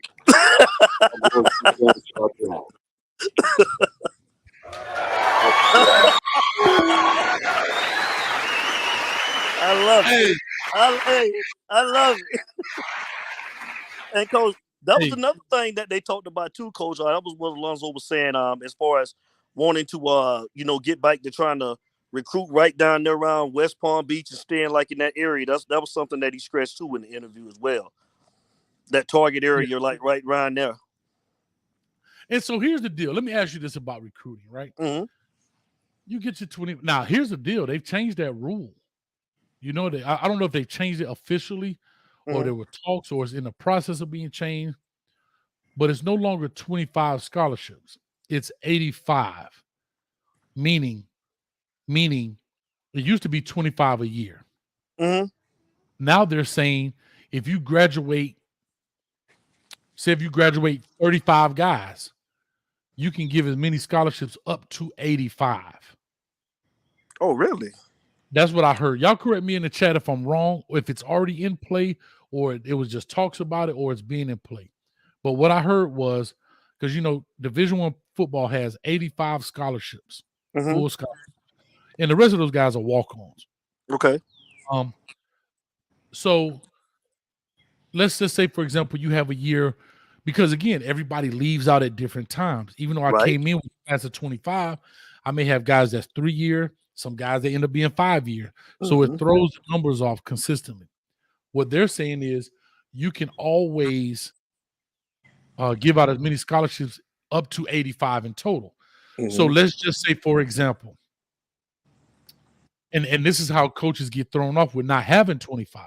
Let's just say you only graduated 20 players. That knocks you down to what? 65. All right. So when that knocks you down to 65, I hope he'll pop right back on. Maybe you got a phone call. I'm sorry, man. I had an Amber Alert, man. I'm sorry. Go ahead. Yeah, I hear it going off. And that's all good. It's all good. So if you had, that's the Atlanta folks. Y'all tripping up there, man. Don't do that, Coach. They stole somebody's car and didn't know the baby was in the back.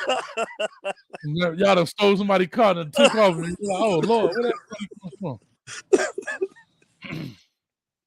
All right, so somebody just said that that rule is in effect for this year and next year. And again, maybe that's because of the COVID and everybody could stay. So now you're getting a large sum of people that's walking out the door at the same time. So maybe that's why that rule is in effect. I don't know if it's going to go on beyond those years, but that's going to be big, right?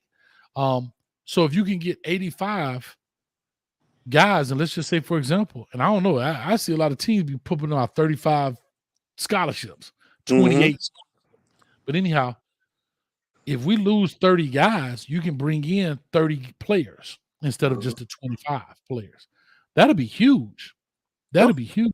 Yeah. And so I said all that too to say this piece. Got a caller calling in. D, could you hear that ring or no? No, sir. I couldn't hear it. Oh, that's good. I thought y'all could hear the ring. Caller, give me 1 second. I'll be with you in 1 second. So you can get that in. So now my question now is, and I understand keeping that the fence around, but here's what we have to make sure. And I think this is where Alonzo plays a big role. Don't kill me, y'all. But we can't get everybody. But we have to get our elites. You know what's been happening in the past? In the past, we were losing 1 or 2 elites, but keeping. I'm just pulling a number out of my hat. We're losing 23. We were getting 23 of them and losing 2. I.e., Ohio State took Chris Gamble out of Dillard. But look at all of the talent we kept around us. I'm just pulling a number. I know these are not exact numbers, chat. Stop it. Okay? But if the flip is happening now in reverse, we're keeping 2 or 3, and the 23 our elites are leaving. We got to be able to flip that back around. You understand? That's what's going to help Miami get to the pinnacle, if you ask me. Caller, talk to us. 954 area code. Where you calling from? I just feel I'm calling from Seminole. That's Highland, Florida. That's right, baby. I know Seminola. It's a little bit of us over there, if you know what I mean. Yeah. Talk to me. No, you were talking. I always watch your show and I enjoy your show. Thank you you. were calling. You were talking about the stars, the 3 stars, 5 stars, and you were right about that. I had a friend of mine had a kid, went to South from out here, but wound up going to South Plantation High School, and he was a 9th grade defensive end. Then they put him at running back, but he went to 2 camps. And it was one FAU camp, the best player out there. Then he went to one more camp, I think at Rutgers. Greg Schiano came down. And he went up there and the coaches came back, but he transferred the boy down. And the coaches said they ran on the field, they ran out there and he was talking about this kid. And they ran, I said, man, they were talking about such son. The guy was looking at him like, who's this guy? He only wound up being a 3-star running back. But that's because he only went to 2 camps. But he wound up going to he probably went to Florida State or West Virginia. He wanted to go to the U. But he wound up going to Rutgers, and Rutgers turned him into a running back. I mean, a defensive end. And he played at South Plantation. His receiver at South Plantation was Robbie Anderson. Around 2000. Yeah. So I just wanted to tell you that. But if you go, you got a clip on Marcus Thompson running back. Go to YouTube and look at that, and you'll be shaking your head when you realize you ask yourself why they switched him from running back to put him at defensive end. But that's a good show, and I enjoy your show, and y'all take care. Thank you, sir. Thank you, man. Yes, sir. All right. No, that's great, man. And that's my point, right? A lot of these kids don't make it to these camps. A lot of these kids don't have the opportunity to get to those camps. I'm saying, D, what's your take on that before we take this next call? I agree with you. That's like I featured a kid. I don't know if you've seen that show, Jamarion Davis, from my hometown back in Avon Park, Florida. He's just starting to get his offers now. And, the kid he's good, but, he doesn't have the means to go to all of the camps to actually get noticed. And those type of kids get overlooked all the time, and that's one of the things that we talked about on the show. But to go back what you were saying about not being able to get all of the kids, Alonzo was, stressing the fact of, I don't know if he, he was saying like the triangle by West Palm Beach and coming back down. He was saying that he wouldn't be opposed to going out of the state neither to recruit as well, but he was just saying like kind of wanting to stay in that same area, like from West Palm and come back down to Florida, because he was saying that's how Snellenberg used to do it. He was saying when he came on. So, but no, I agree with you, Coach. I definitely agree with you. Yeah, definitely, man. I'll get to that. People, we got a 256 area code. I don't have any idea what that is. Call or talk to us. Give us your name and where you calling from. Coach, what's up with you, man? My name's Jay. I'm from Florence, Alabama, man. All right, Jay. I love the show. I'm a Roll Tide fan. You probably remember me. I had to stand on top of the house to get some service last time. Hold on. Are you standing on top of the roof right now? I'm talking about right now. Standing on top of the tin roof, I need you to hold on, because I'm going to give you something that might knock you off that roof. You ready? Yeah. Call here with that Roll Tide, man. Anyway, I'm just messing with you, dog. Appreciate you. What's up with you, baby? Talk to me. Man, Coach, that's all I wanted, man. I love the show, man. Appreciate you for having the greatest show on YouTube, man. Roll Tide, man. I just wanted to talk a little smack on y'all show, man. And we're going to keep stealing them players from South Florida, because we need them young men. Roll Tide, guys. Y'all hold it down, before man. you hang up, I got one thing to say to you, dog. I got one thing to say to you. You ready? What's up, man? I got time today. I'm keeping it real. I don't fuck with you because you disrespecting me. You disrespect my hood by telling me take off my flag, asking how gangster I was. You lucky on that day I was acting cool, cuz I told you I ain't got time for that. But today I got time, cuz. I got time today, dog. I hope y'all got time to recruit. Alabama is in trouble today. And today I got time. No, automatic championship this year. Automatic. Roll Tide, baby. Hey, he put his foot in his mouth when he opened up his mouth about your boy, Jimbo and Dion. Huh? What Nick said? Well, tell me about that. What you got to say? He hung up on me. He hung up on me, D. He didn't want to talk about that, huh? Hey, you know what? He probably slipped off the roof and fell and lost connection. I thought, oh, man, wasn't that something, Coach? Man, I mean, he called out everybody, didn't he? It's almost like he was begging his boosters on the slide, like, look, man, y'all got to get some more money, man. Like, we ain't going to be able to compete with And we got to call. Hold on, caller. Give me 1 second. And I talked about that. I believe that he was at a crossroad. He knew he was on camera, right? We know that. But I believe he got to a crossroad to say, I have an opportunity to say this to all these people at once and kind of dog whistle this thing without saying it directly. Right. And he said it basically. He said, we were ranked number 2. A&M was ranked number 1, and they bought their players. Listen to what he said carefully. I don't know how we can sustain that. Listen, he said, we can't sustain that if that's the case. He basically telling you we can't still be ranked number 1 or 2 if we ain't spending this cash. That's right. That's what I'm saying.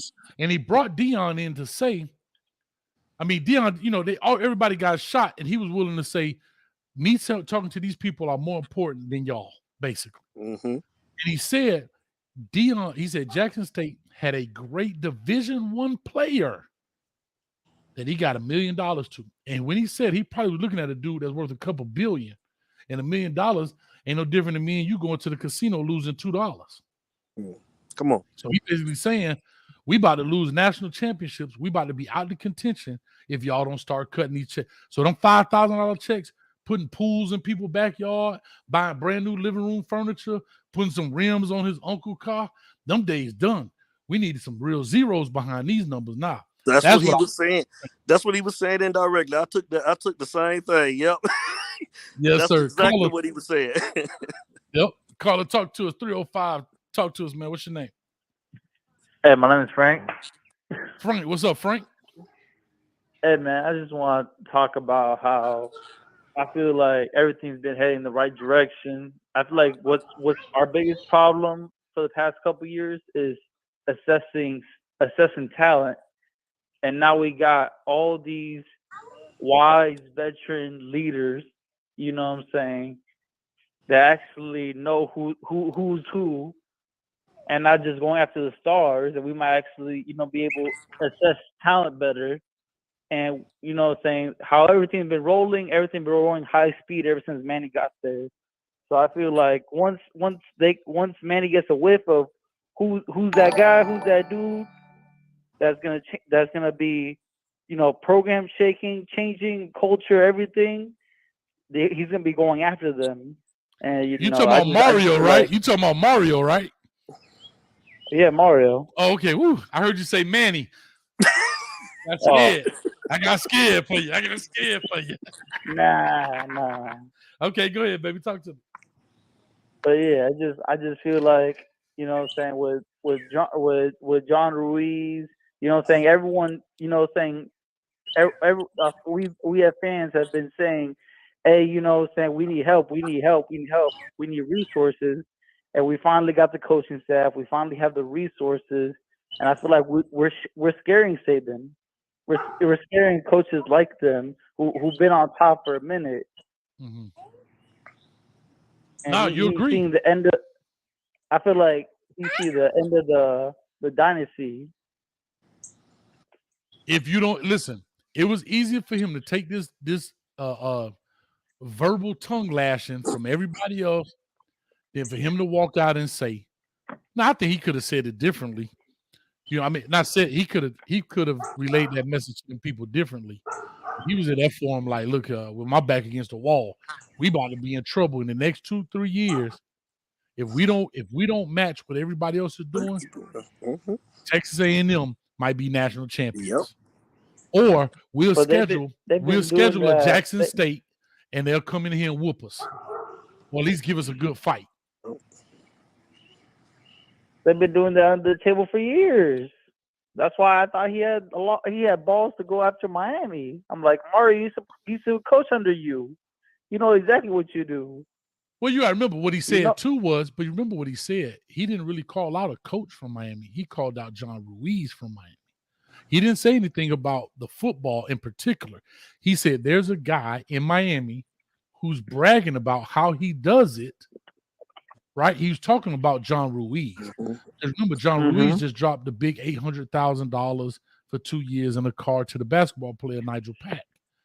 So he was saying, he was basically, so yes, he called out our football as well as, but he really was calling out Nick Saban, Jimbo Fisher, Jackson State, Dion, and he called out John Ruiz.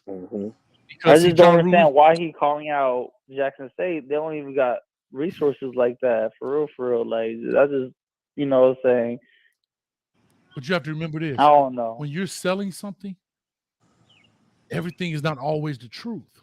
He's selling that even little old Jackson State gave up $1 million because you have to remember, it wasn't technically a lie. He said it. Look at this. Even Jackson State paid $1 million. It's in the newspaper. Right? So he was basically regurgitating what he saw because there had been reported. Everybody knows it was reported. Now, just because Dion and them came back and said it wasn't true, that doesn't mean it isn't true. Let's be honest. That doesn't mean it. And I don't care if they gave Travis Hunter $1 zillion. Who cares? Just because I said it's not true, if I'm Travis Hunter, just because Dion says it's not true, doesn't mean it's not true. They didn't break any rules. It's an NIL deal. Right. So what makes the difference between, because again, it's not Jackson State. That wasn't the issue. It was the NIL deal. So why is that deal for Travis Hunter any different than Bryce Young's $1 million? Thank you. There's no difference. He was just bringing light to it. And where he messed up, where he said Jackson State paid $1 million for this kid, when he should have said Jackson State got an NIL deal for worth $1 million for this kid. That could have been different. But I don't care if Travis Hunter got a gazillion dollars. So what? Right. I don't think the I don't know, because like the whole NIL deal is just like, it's like the Wild Wild West. Like, there's no rules or regulations set on it, which I don't mind, because at the end of the day, we're one of the couple programs that are benefiting from it not being sanctioned. So, you know what I'm saying, it's a win for us, because we got you know what I'm saying, like I said, we're Miami. People back home got money. But everybody got, see, one thing, when you get a big time player like that, you don't have to be, your NIL deal does not have to come from your city. Right? If you're a big time player, and again, I was corrected on my last show because I didn't know this. Everybody knows what Dr. Pepper is, right? They giving out NIL deals. Right. You think they're only giving out NIL deals to where their headquarters is, or the guy who started it, where he grew up? No. It's a national brand. Matthew Stafford was just on AT&T. AT&T is a national brand. So it doesn't matter. I mean, yes, Miami does have more, maybe for smaller. Here's how I look at NIL deals. For the smaller local people, everybody in Miami knows Flanagan's, right? That's not a national chain. That's a Miami, South Florida chain. Flanagan's, the chicken wings and grill place, right? There's nothing wrong with them getting an NIL deal for, let's say, maybe Rooster, right? Chicken wings, Rooster, boom, boom, boom, ha, yay. But TVD could get an AT&T deal, a T-Mobile deal, because it's a national chain. So it's no big deal. I don't care where the money comes from, because remember, yes, Alabama is in Tuscaloosa, but Alabama is a national name. People know Alabama football. People know Notre Dame football. What's in South Bend, Indiana? I don't know, but everybody heard of Notre Dame.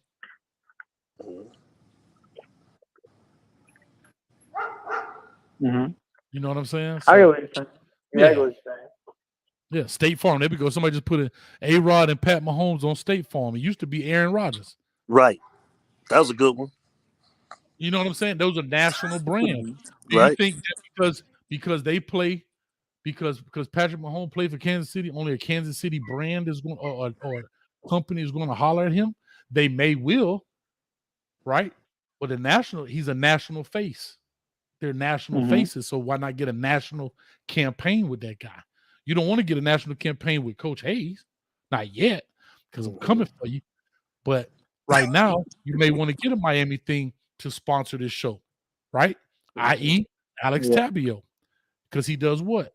I'm Florida. He sponsors the Miami Hurricane show. Typically, my people who live in Florida are Miami Hurricane fans, the majority. So therefore, it works out for him. It doesn't make sense for him to advertise on a national show when he's only certified in Florida. Yeah, and that's another thing. These NIL deals are benefiting these kids, but they're also benefiting these corporations too. Because let's be real, before the NIL deals even happened, who the hell knew anything about a Life Wallet? Nobody. You're right. Nobody. Now everyone was like, what is this Life Wallet that old boy is tweeting about? Let me go look it up. I still don't know what it is, bro. I still don't know what it is. Me neither. But we know what it is. We know of it. You know what I'm saying? I would say like, it's just crazy. I just think that it's a beautiful thing that you know what I'm saying, these kids are getting paid. Because I always just think to myself, I'm like, college players should get paid. Like it'd be the saddest thing ever watching a college player get injured and they work their whole life and they have this rare talent. Yes, sir. And they can't get nothing out of it.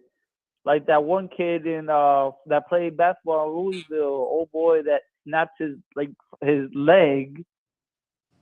I'll say like a couple years back. I was like, damn.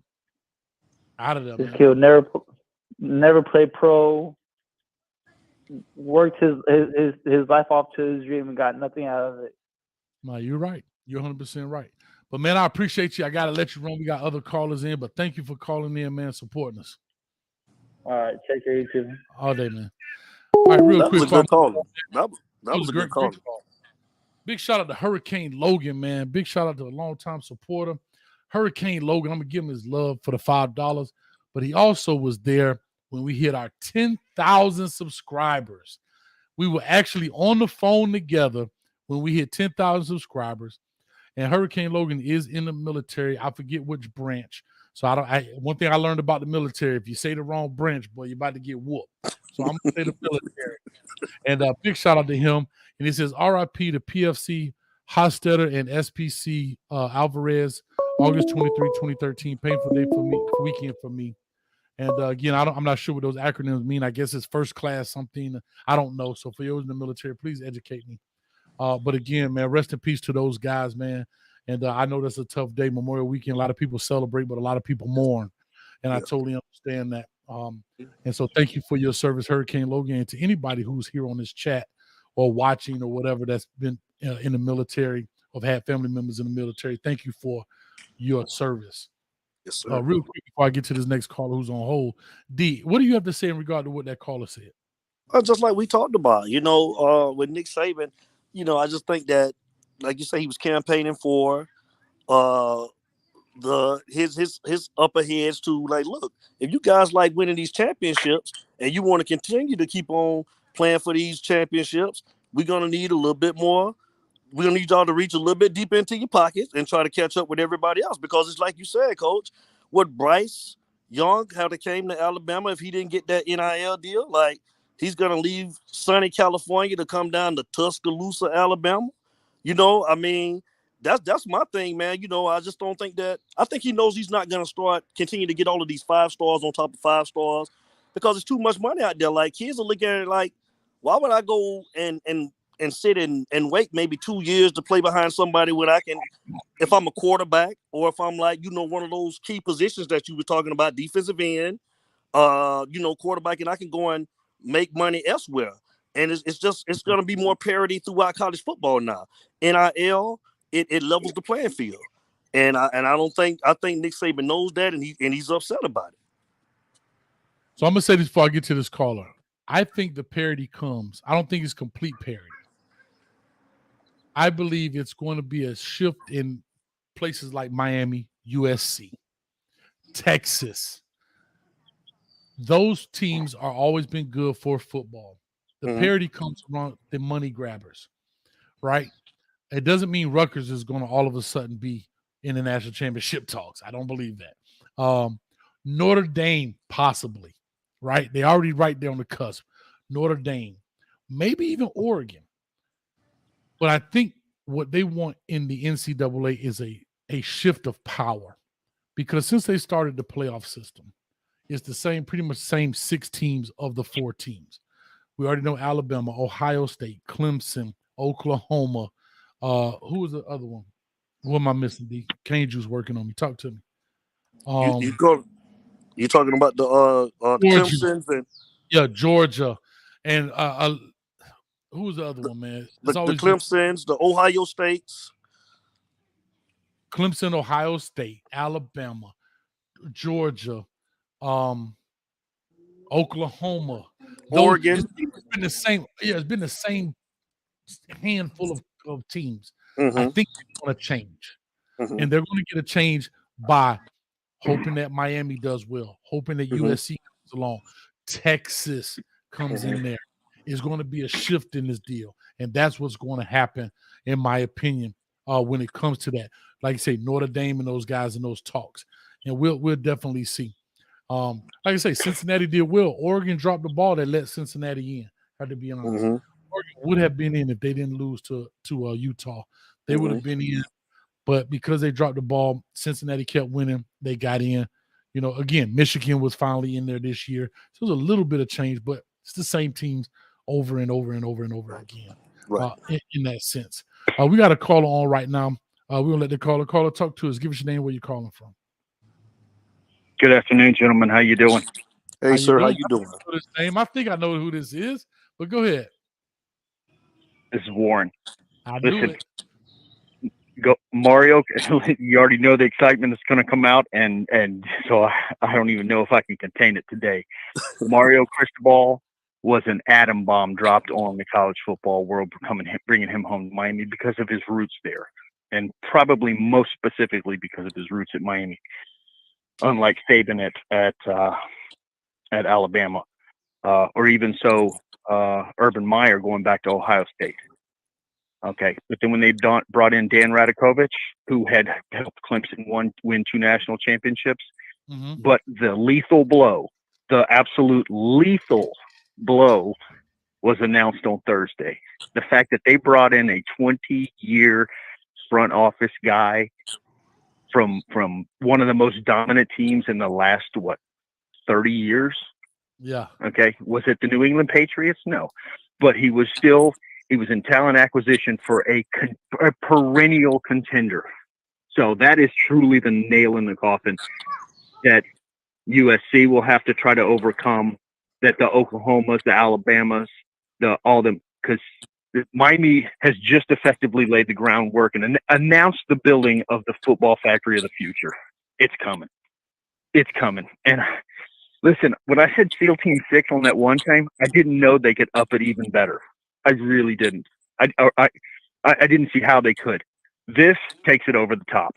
I mean, this is unbelievable. When they announced that and I saw that, I mean, I got so giddy and excited because I told my brother 8 months ago, I said they're bringing him in. He's like, oh, there's no way he's not coming back to Miami. And I'm like, yeah, I get it. Well, maybe it wasn't 8 months ago, but it was around that time because I knew something was going to happen. Because when we lost to Florida State, the writing was on the wall for me. Manny Diaz is done. It doesn't matter if he went out 500 to nothing the rest of the games of the year. He lost to Florida State in an ugly fashion. That was too much. It was a bridge too far for him. He was done. So I knew it was happening. I just didn't see it coming together this perfectly. Now the problem with that is I'm scared because it looks too good on paper. It scares me because I've been thinking about this for a while now, especially in the last 4 or 5 days. I can't think of another school that has a NFL scout as the director of football or operations or some capacity thereof that has a winning coach. Is he a perfect coach? No, but he's a good coach and a phenomenal recruiter and an athletic director who are all on the same page. I can't think of another school that has this right now. Is that going to change? Probably. But as it stands right now, I just can't think of a single another school that's got what Miami has. Gosh, I'm so excited, guys. I am so excited. I can't contain it. Warren, So, I got Warren, Warren, I got a question. Go ahead. How much would you pay to start the season next weekend? The rest of the money that I would ever earn for the rest of my life. I am not kidding. You guys, I mean, just telling you, I've been a Canes fan since, when they started on that run in 1983. I was a 7-year-old kid because I was born in 82. I was a 9-year-old kid and growing up in Homestead. Okay. So I've watched this, and when they beat Nebraska, that was just the greatest thing for me. But over the years, I didn't think I could love a team more, and I just got more and more and more. Now, listen, I have never had the level of excitement for my school and my program and this team than I do right now. I mean, I see they're dead serious about winning, and it's I think it'll be a lot like Alabama. They don't win every year, but they're a perennial favorite. But they're going to turn it into a football factory. When them bringing Highsmith in, they have made it abundantly clear. If you want to go to the pros, this is the route you go. Okay. If Alonzo Highsmith is analyzing and reviewing your film, like Coach Hayes does with the WREs, listen, son, you're going to the pros. All right. And I can't wait. I can't wait. He fired up. D, go ahead. Talk to him real quick, man. This is one of my, listen, let me just give you some backstory on Warren, man. Warren has been around with me for a while. I'm going to keep our voicemail private, but I have to say it was so inspirational to me that he is, and I'm not saying this to blow smoke, I'm being honest. I actually saved that, and I actually sent it to my family. I actually sent that email I sent it to my mother, man, believe it or not. Did you really? I really did, bro, because that voicemail pushed me to keep, because I ain't gonna lie, this get hard some days, bro. Like, it ain't easy. You know what I mean? You want to take a day off. And that voicemail, and I ran across it off of just a whim. You know what I mean? And that voicemail, brother, pushed me a lot to keep doing things, keep adding to this channel, keep trying to grow, keep investing in myself, cameras or lights or this or that. I have to be very honest with you, Warren, about that, man. And so I appreciate you for that. But I want to give D a little background of who he's actually speaking to.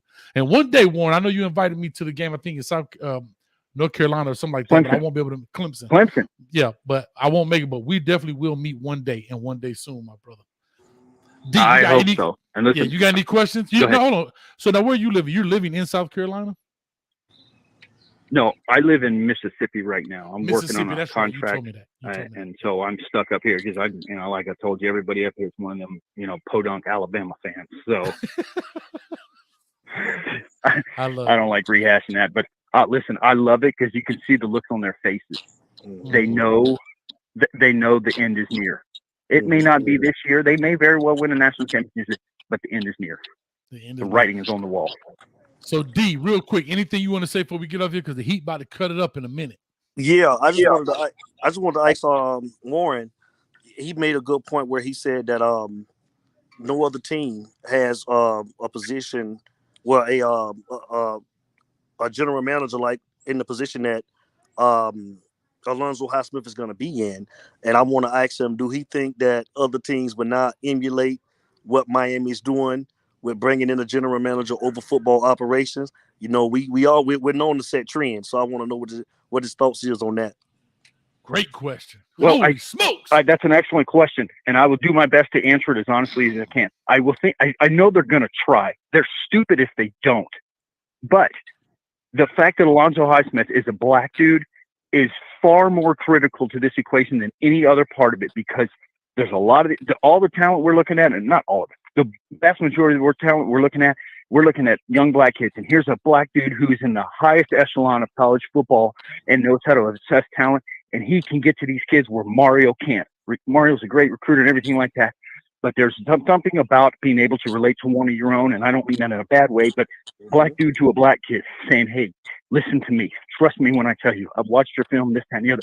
That is the absolute critical thing. And I couldn't be more excited about it. I mean, I can't. And other schools are going to have to do that, but they're going to have to do it in a way that works for their school, because this works for Miami, because it's always been a Miami thing. And we've always said it. It's a Miami thing you wouldn't understand. We got a Miami guy in here. We got another Miami guy in here. We got another Miami guy in here. We got the Ed Reeds. We got all these guys coming home. It's a Miami thing. Other schools are going to have to do that, but can they and will they? And who is the person to step up for their school? I mean, they're already behind the 8 ball if they're thinking about it now. Miami was thinking about it long before it happened, and they made it happen. And it was a very slow and very quiet process, and I'm glad they kept it under wraps. Because now that it's out in the open, everybody's going to try and scrounge for it, but it's too little too late to play catch-up. It may take 3, 4, 5 years to play catch-up. I don't care. That's a 3 or 4, 5 year advance that we have on them. I love it. Love it. I love it. Well, Warren, listen, I can hear the passion in your voice. This dude out of breath. This is the kind of fan base that we all have. I'm going to say this, and I'm going to make a parallel, and I'm going to get out of here. This is the kind of fan base that we have to have, win, lose, or draw. Because at the end of the day, the University of Miami is not just brick and mortar, it's people. And when we start down talking the we're not down talking brick and mortar, we're down talking people. And that is correct. Right there, we can be upset, we can be disappointed. But if y'all listen to the passion in this guy's voice, hell, I love Miami and I ain't this passionate. He says I get the jitters. What I'm saying is that's what you want out of a fan base. And that right there carries over to admin, to the upper brass, to those people that we're just not here for the moment. We here for the movement. Yep. We ain't here because we winning. We ain't here because we winning. We out of here. Right? Even them crazy Alabama fans, they may not have liked it, but they've been rolling with the tide even when they were down with the Mike Shula days. Mm-hmm. But you just said it. We're not here for the moment. We're here for the movement. I could listen. If I search for 100 years to find the perfect phrase, that's it. I'm not here for the moment. I'm here for the movement. Mm-hmm. That is perfect. Yep. You need to put that in the background on your. So every time we watch Coach Hayes or WREs or Coach versus Coach, you need to have that in the background. No, hey, enough said. Not here for the moment. I'm here for the movement. Listen, I don't know if you can get hired in SEAL Team 6. But since you say we upgraded, I'm not a military guy, so I have no idea. I thought it was only 6 people in the SEAL Team 6. I didn't know. I'm sorry. I apologize. No, there's way more than that. Yeah, I didn't know.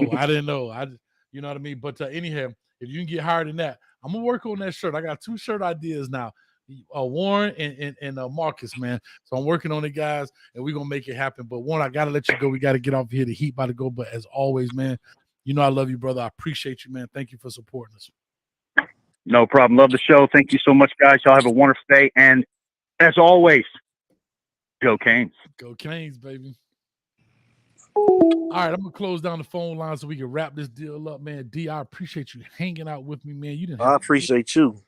And put that comment back up with Riggy Rich, man. I want to let you guys know we love that gentleman just as much as y'all love him, man. We love him to death, and we say the same thing over on You Talk, man. I talk football with this man. I can stay on the phone with this dude to 2 and 3 o'clock in the morning talking football, man. He's a real coach. He know what he's talking about, man. And we love you, Coach, at You Talk, man. And I want to say thank you for having me on your platform. Thank you, guests, and thank all of your fans, man. Thank you guys for having You Talk on your platform. No, I appreciate it, man. Real quick, I know we talked about, some people want to talk about the linebacker depth.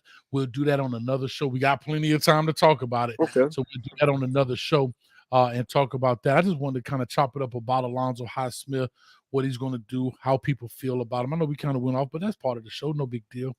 And again, I'm super excited, right? And I know people still text me. Listen, people still hit me up on comments, DMs on Twitter. Yeah, Coach, remember you a Lane Kiffin fan. I mean, they give it they be giving it to me. Coach, I was too, though. I'm not gonna lie, Coach. I was too. I was right there with you. Yeah. I was. Here's where I still am, and I'm gonna be honest. I gotta see it on the field. When I see it on the field, I will literally write down what I said, tear that paper off, and put it in my mouth, and I'll eat the words. I will literally. I ain't doing it today. Get that crap out of here.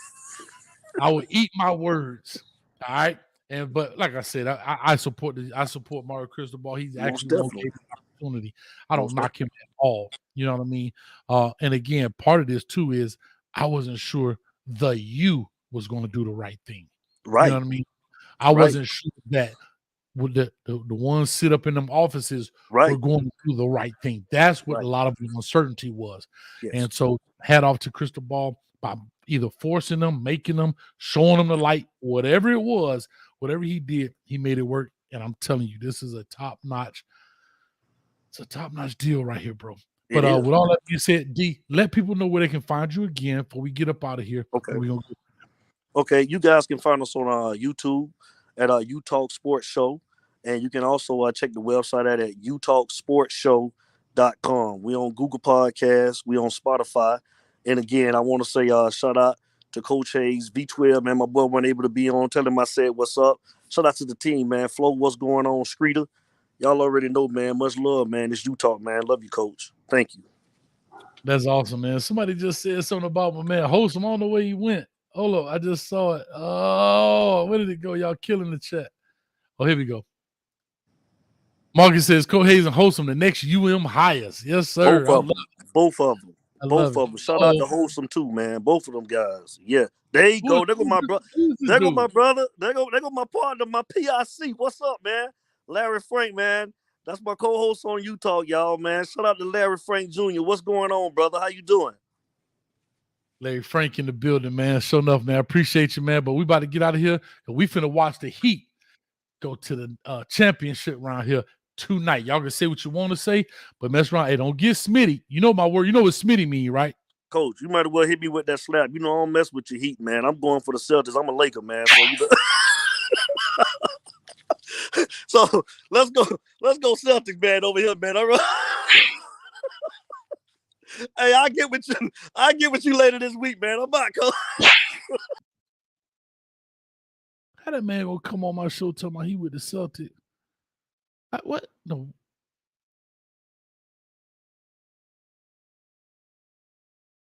We was friends till 2 seconds ago. With all that being said, man, love, piece of head grease. Coach Hayes, love you, man. We out of here.